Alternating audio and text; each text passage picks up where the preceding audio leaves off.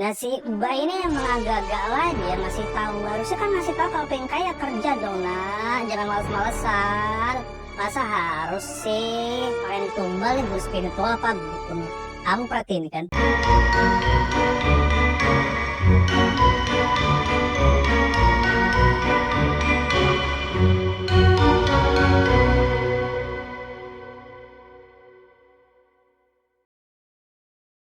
Assalamualaikum warahmatullahi wabarakatuh. Coba lagi dengan saya Nugroho Agung di pos jaga tengah malam. Yang lain tidur, biar kami yang jaga. Kembali lagi, saya di sini jaga sendiri, tak ada yang menemani. Enaknya hari ini adalah baca-baca cerita atau berita-berita yang lagi ramai di sosial media, yang lagi sering dibahas. Tapi sebenarnya ini berita sudah dibahas di beberapa bulan lalu ya. Jadi kali ini saya akan membaca sebuah berita dalam segmen tragedi yang terjadi. Jadi tragedi yang terjadi ini adalah berita-berita yang callback atau ngomongin kembali tentang peristiwa-peristiwa misteri tragis yang sempat terjadi di Indonesia ya, di negara ini. Jadi biar kita tahu dan bisa mengambil pelajaran dari peristiwa tersebut, saya bacain.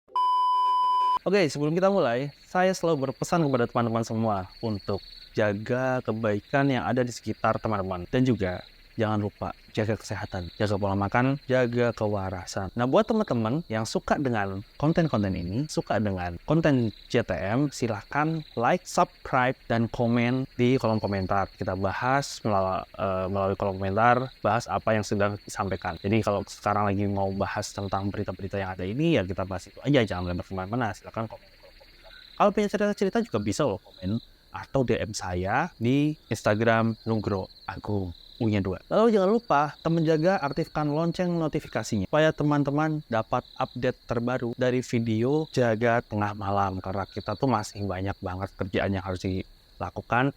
Jadi saya tuh kalau jaga ya nggak setiap minggu sekali gitu, nggak setiap hari jaga. Jadi pas lagi jaga saya akan weekend di pos jaga tengah malam. Oke, baik, gak usah lama-lama lagi, kita akan mulai bacakan beritanya.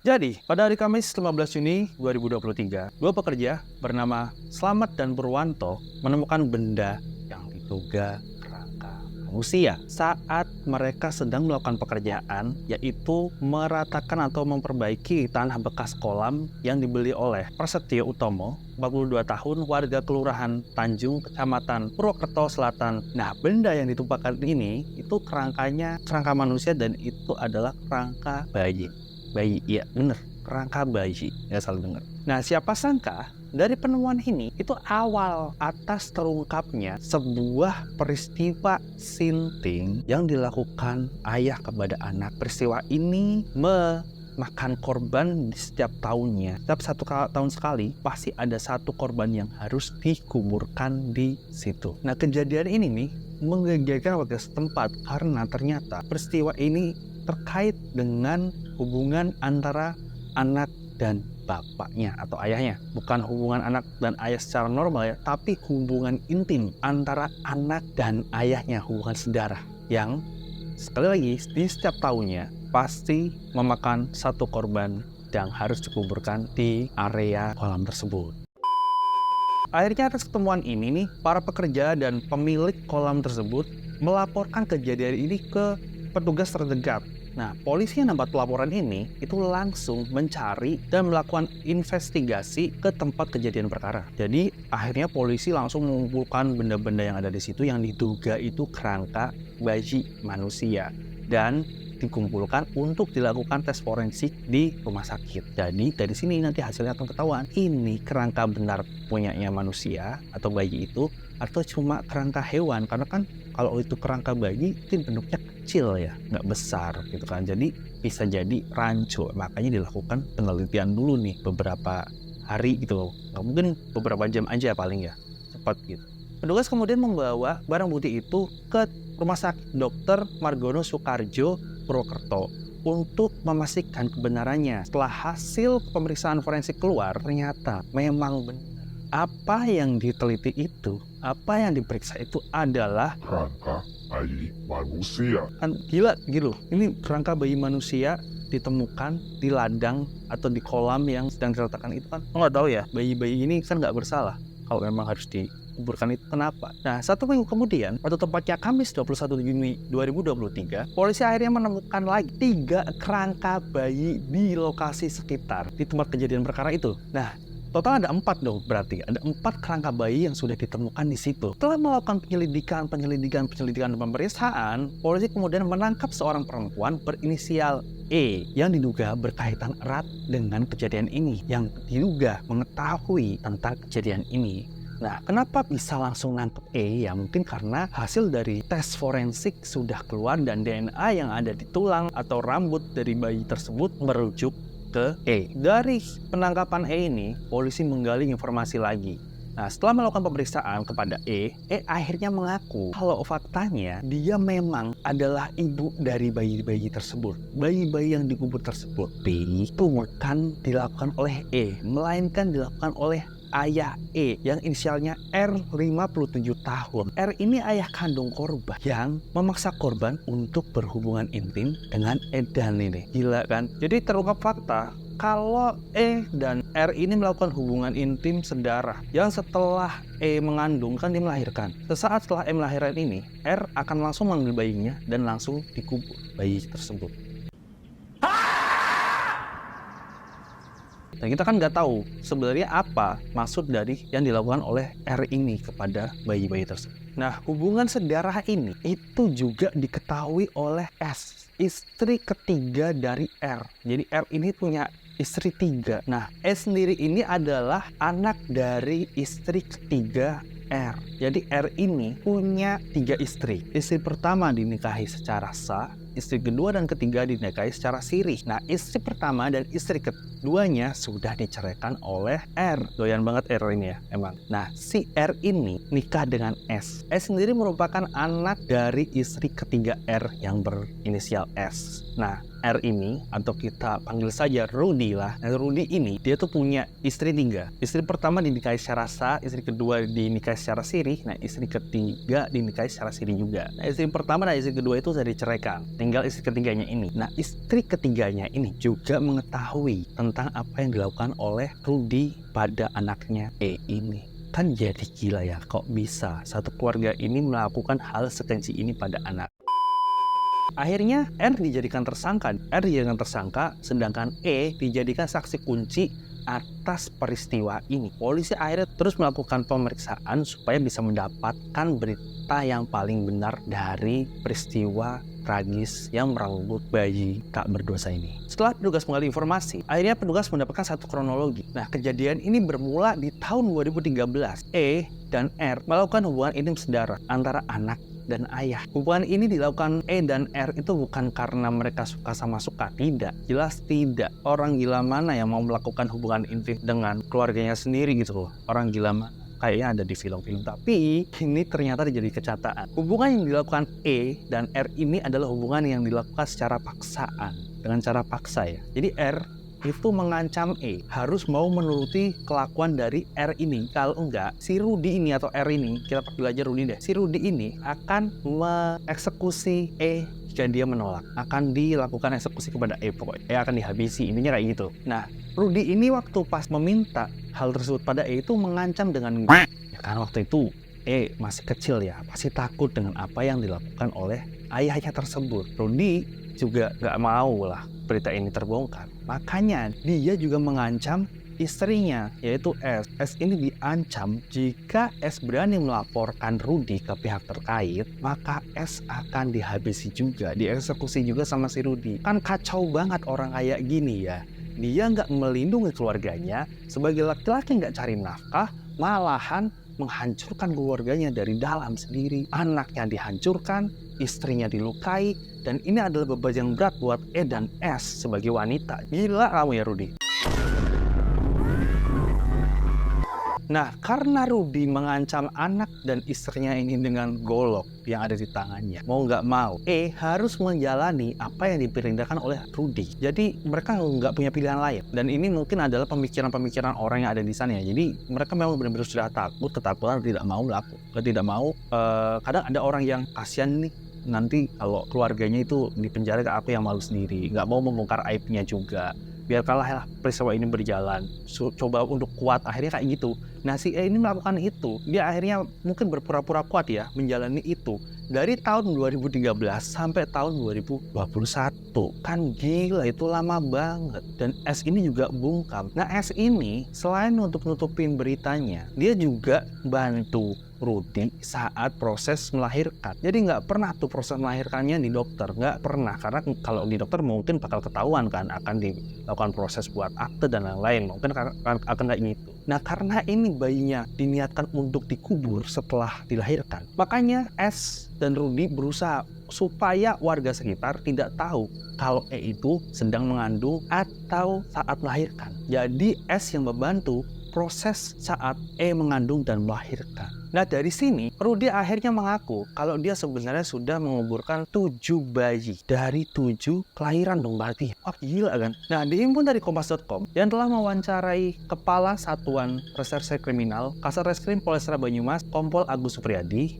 mengatakan Rudy mengaku bahwa bayi-bayi ini hasil dari hubungan terlarang dengan anak itu dihabisi dengan cara dibungkam setelah dilahirkan. Jadi setelah dibungkam dan dihabisi nggak bisa nafas, bayi itu meninggal, dia langsung dibungkus kain, terus langsung dikuburkan. Itu keterangan dari Rudy. Tapi ada keterangan berbeda dari E, anak dari Rudy ini. E mengatakan kalau bayi yang lahir itu nggak dibungkus, tapi langsung dikuburkan sama Rudy. Kalau versinya Rudy adalah bayinya dibekap hingga nggak bisa napas terus meninggal, terus dibungkus kain putih lalu langsung dikuburkan. Sedangkan versinya E, anaknya Rudy ini, yang ibu dari anak-anaknya ini, dia ngomong kalau bayinya itu langsung dikubur. Nah kalau secara logika saya ya, ini cara berpikir logika saya, mungkin beda-beda orang berpikir. Dari kedua statement ini kan masih didalami kan pemeriksaannya. Ya mungkin sekarang udah tahu hasilnya kayak apa. Tapi kalau dari logika yang ada di pikiran saya adalah, saya lebih cenderung ini bukan untuk ditiru ya, tapi ini dari dua ini saya ambil satu kesimpulan. Dari dua statement ini saya ambil satu, yaitu saya pilih yang Rudy. Jadi kemungkinan Rudy ini membekap bayi-bayi tersebut saat dilahirkan supaya apa? Tangisannya ini tidak didengar oleh tetangga. Nah kalau tetangga dengar kan pasti mikir, itu ada suara bayi tuh, ternyata yang habis melahirkan. Tapi siapa yang hamil di kampung ini? Mungkin bisa kayak gitu, bisa jadi seperti itu. Atau gimana caranya Rudy dan keluarga ini tidak sampai ketahuan tetangga kalau anak mereka tuh hamil atau melahirkan. Bayi yang habis lahir itu langsung dibekap, langsung ditutup mulutnya, nggak bisa napas, meninggal, dibungkus kain putih lalu dikubur. Itu kalau dari logika yang paling masuk di logika ya. Sedangkan kalau umpamanya statementnya E ini, bayinya itu kalau habis melahirkan terus langsung dikubur, pasti ada dengar suara tangis dulu nih tetangga. Nah itu bakal memancing perhatian tetangga. Tapi ya mau apapun itu, ini semuanya kejam dan gila. Si Rudy ini ngelakuin hal yang gila. Dia sampai setega itu melakukannya, kan pasti ada motif. Nah kita nggak tahu nih, sampai nanti aku bacain kita bakal nggak tahu motifnya si Rudy itu apa sampai bisa sekejam itu pada anaknya dan pada cucu serta anaknya tersebut. Dari hubungan saudara itu dia sudah menghancurkan anaknya, masa depan anaknya, terus dia sudah menghilangkan banyak nyawa anak dan cucunya itu. Kan gila. Terus apa yang mendorong Rudy ini sampai melakukan hal sebejat ini, sekejam ini, sesinting ini apa? Pasti kan ada motifnya lah. Nah, motifnya itu adalah uang. Lah kok uang? Iya, Rudy melakukan ini karena itu katanya dia dapat bisikan-bisikan gaib gitu loh. Bisikan-bisikan gaib ini bikin Rudy harus melakukan ritual untuk menarik atau menghasilkan uang. Itu Rudy harus melakukan ritual di mana dia harus menyetubuhi anaknya. Nah, setelah anaknya hamil, dia harus melahirkan anak. Nah anak itu tuh nanti Rudy kubur. Nah peristiwa ini diakui Rudy itu terjadi pada tahun 2011. Waktu itu Rudy ini lagi bekerja di luar kota. Nah Rudy ini tuh tukang kuli loh, tukang kuli bangunan. Di situ dijelaskan kalau Rudy ini pekerja kasar. Intinya pekerja kasar ya. Dia lagi kerja di daerah di luar tempat tinggalnya itu, jauh lah. Masih di daerah Jawa Tengah tapi jauh dari Banyumas. Ininya situ saya nggak mau nyebut. Di tahun 2011 ini, Rudy ketemu sama guru spiritual. Nah, guru spiritualnya ini ngasih tahu Rudy. Jadi Rudy tuh curhat, kayak saya tuh capek loh. Udah kerja bading tulang bertahun-tahun, tapi nggak kaya-kaya gitu kan. Saya pengen kaya nih, saya pengen punya uang, saya pengen punya mobil, punya rumah besar, saya pengen dipandang terhormat, mungkin kayak gitu ya. Mungkin ya, ini kan saya cuma memperagakan, mungkin kayak ngasih. Mbah ini guru spiritual ini tuh ngomong kayak gini. Kalau kamu pengen kaya, maka hamili anak perempuanmu 7 kali dan persembahkan ke-7 bayinya begitu dilahirkan. Hah? Nah, emang boleh segila itu? Itu kan gila kan? 7 bayi dikorbankan setiap tahunnya 1 dari hasil hubungan sedara antara ayah dan anak ini. Nah si Mbak ini emang agak-agak lagi ya, masih tahu. Harusnya kan ngasih tahu kalau pengen kaya kerja dong nak, jangan males-malesan. Masa harus sih pengen tumbal ya guru spiritual apa gitu nih? Kamu perhatiin kan? Berarti dia ngasih taunya kayak gitu. Kan gila ya? Gila banget maksudnya.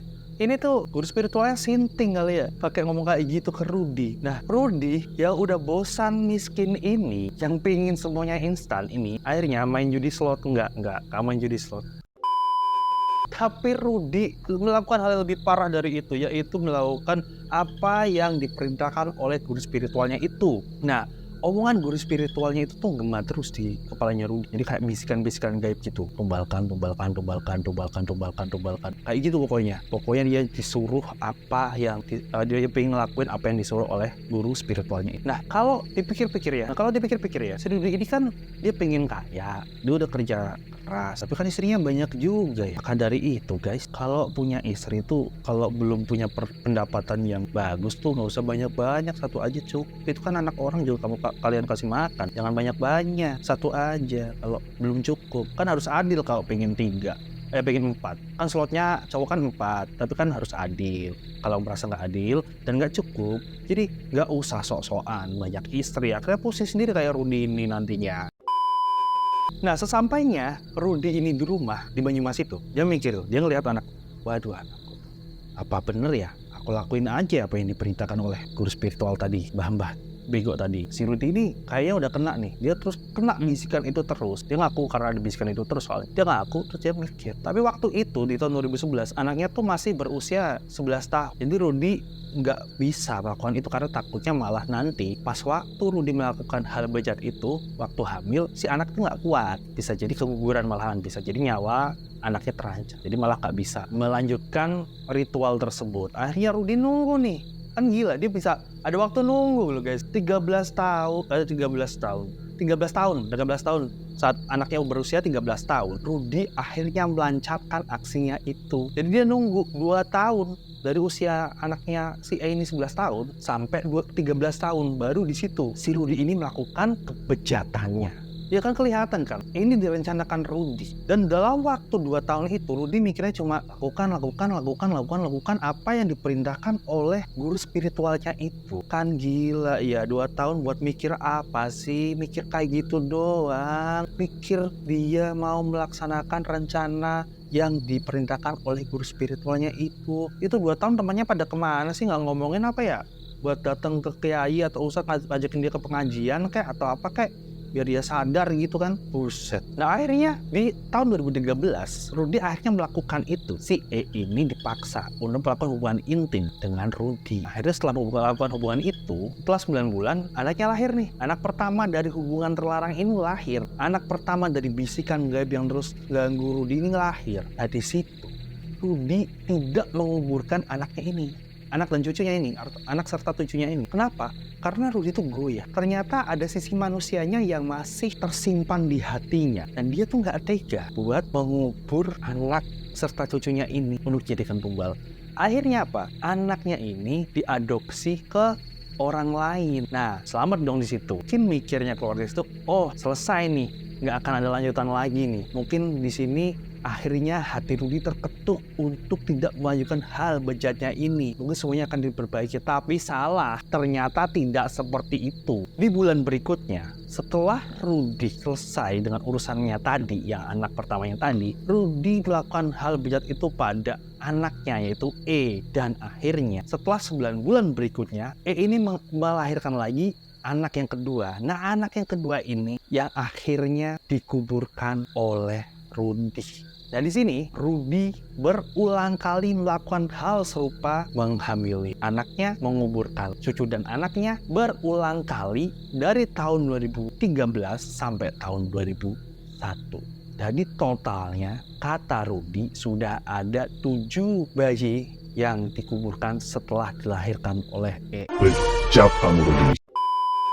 Terus gimana kondisi E sekarang ini? Menurut psikolog UPDT PPA Banyumas, Rahmawati Wulansari, mengatakan apabila melihat kondisi E sekarang ini, E sebagai saksi korban itu sudah dalam keadaan yang lebih stabil dan tidak ada ketegangan dan kecemasan. Jadi E bisa dikatakan sudah cukup tenang. Nah, doa buat E, buat teman-teman ya, menjaga sekalian, yuk kita doa buat E supaya ini diberikan kekuatan, supaya dia tetap kuat menjalani hidup dan melanjutkan hidup. Apapun yang pernah dialaminya, semoga dia tetap menjadi orang yang kuat dan bisa melanjutkan hidup hingga akhir hayatnya nanti. Gitu. Karena ini semua bukan salah dari melainkan kesalahan dari ayahnya itu, yaitu Rudi.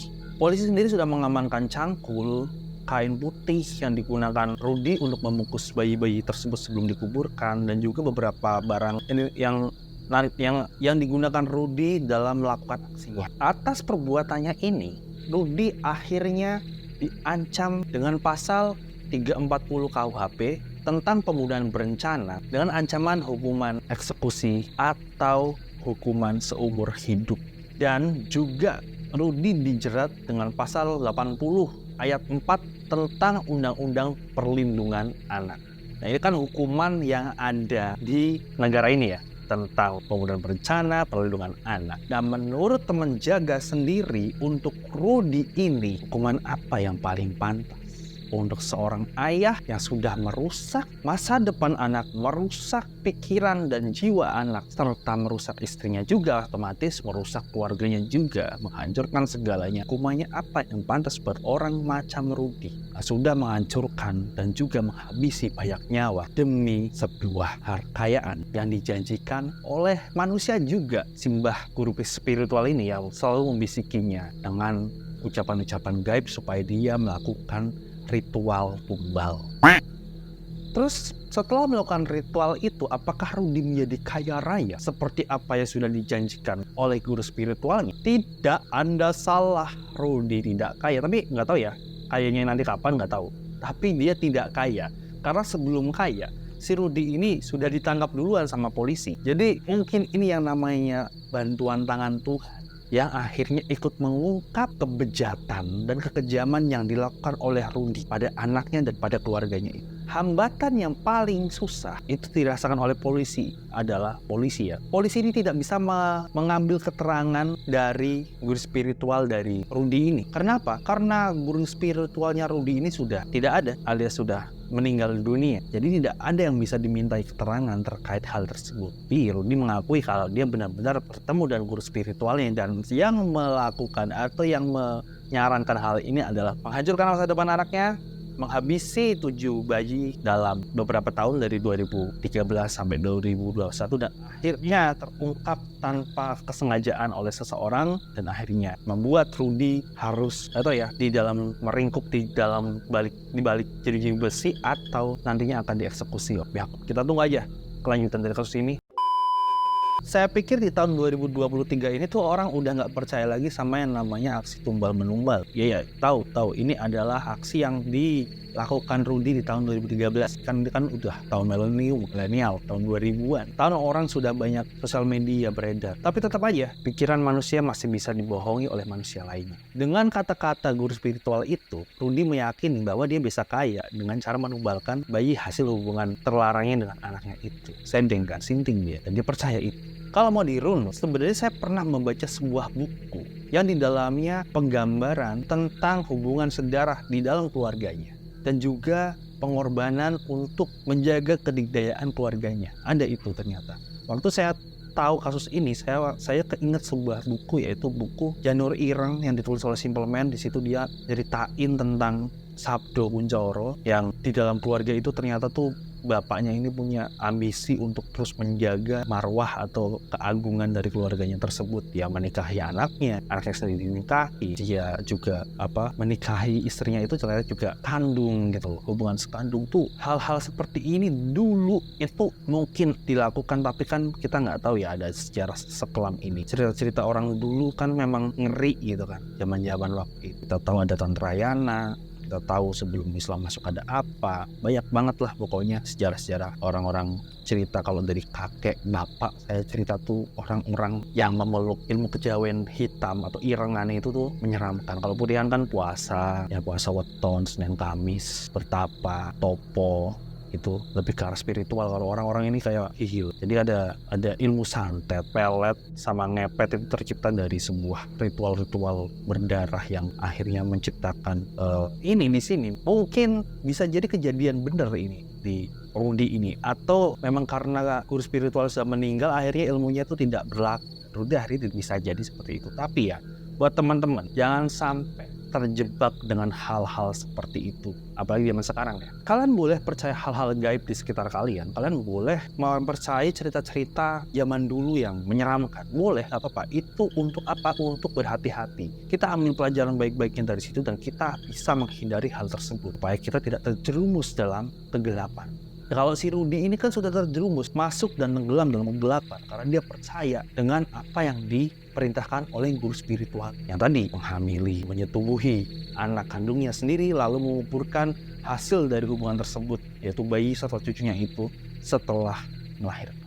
Bukannya kaya, sekarang Rudy harus meringkuk di penjara dan menunggu dari petugas berwajib.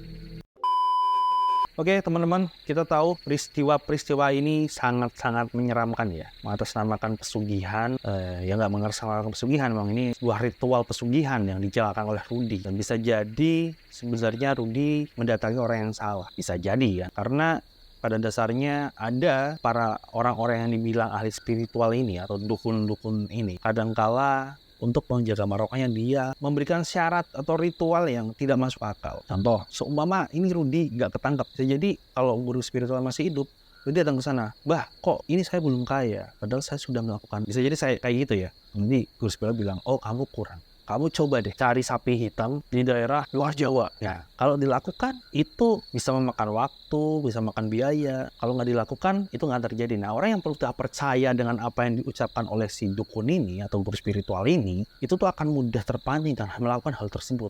Kalau nggak masuk akal bisa dilakukan. Nah, makanya buat teman-teman, kalau pengen kaya sekali lagi kerja, jangan ngandelin yang namanya pesugihan, jangan ya. Apalagi perjudian, judi online, jangan pakai itu. Jangan. Teman-teman harus kerja keras, kerja cerdas, ikhtiar dan tawakal supaya rezeki yang dihasilkan tuh berkah buat teman-teman semua, buat teman jaga semuanya. Jadi nggak asal rezeki yang masuk itu bukan rezeki yang didapat dari hal-hal seperti itu. Semoga dari peristiwa ini kita bisa belajar banyak hal. Kita bisa mengambil semua pelajaran baiknya dan buang pelajaran buruk supaya kita tahu berhati-hati, tidak terjebak atau masuk ke dalam lubang hitam. Oke, buat teman-teman semua, buat teman jaga semuanya, mungkin ceritanya harus saya sudahi karena saya harus keliling kampung lagi untuk menjaga keamanan desa. Semoga tidak ada warga desa saya yang melakukan hal-hal semacam itu, main tumbal-tumbalan kayak gitu. Dan semoga semuanya terjaga aman, lancar, sehat-sehat terus. Buat teman-teman yang Jakarta, jaga kesehatannya tuh. Teman-teman Jakarta kasihan masih terjebak Polusi udara. Semoga cepat hilang deh ke polusi udaranya. Oke, teman jaga. Kalau suka dengan konten ini, sekali lagi silakan like, subscribe, dan komen di kolom komentar. Kita bahas nih, mau bahas apa? Langsung komen di kolom komentar. Kalau ada pertanyaan tentang konten ini, langsung tanya di kolom komentar. Kalau punya cerita yang menarik, bisa langsung ke kolom komentar. Atau kalau pengen masih malu-malu mau untuk ngasih tahu, ya udah sini ke DM di Instagram Nugro Agung U-nya 2. Oke, cukup di sini. Saya membacakan berita dalam segmen tragedi yang terjadi. Buat teman-teman jaga, jangan lupa jaga kesehatan, jaga hal baik di sekitar, jaga kewarasan, jaga keuangan, jaga semua yang baik-baik. Ini jangan sampai terjerumus hal-hal seperti ini. Dan semoga kita semua dihindarkan dari hal-hal jelek dan selalu dijaga oleh Tuhan Yang Maha Esa. Oke, segitu aja dari saya, Nugro Agung. Saya pamit. Kita ketemu di waktu jaga selanjutnya.